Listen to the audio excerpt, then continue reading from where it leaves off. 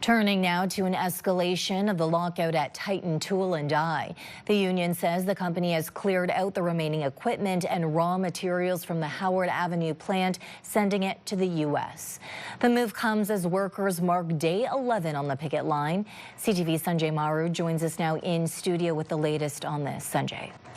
That's right, Stephanie. After 11 days on the picket line at Titan Tool, saying it's about protecting decades of hard-won gains. And now, with equipment hauled across the border, according to the union, one city councilor says this is a clear example that Windsor is still feeling the ripple effects of this ongoing tariff fight. Once a long-standing die-making metal shop, Titan Tool and Die now sits empty, not just of workers, but according to the union, of equipment and raw materials as well. They came, they took what was left of the steel, the raw steel.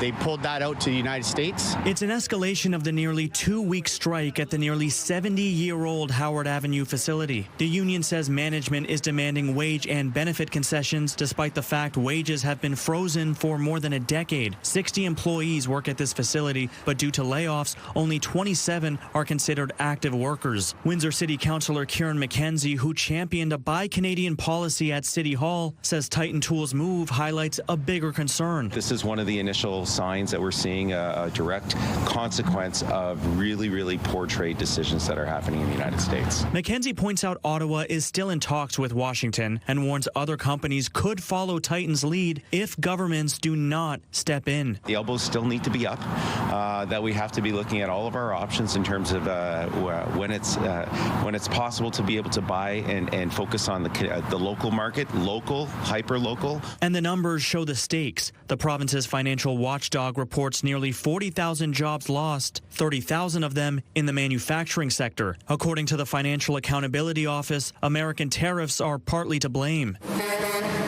Back at Titan Tool, the question now is what happens next for workers left on the outside looking in? That's a good question. What are the next steps? The next steps are to try to get them back to the bargaining table with no concessions. Some of the other concessions the union says they are fighting against include cuts to benefits and the loss of cost of living pay.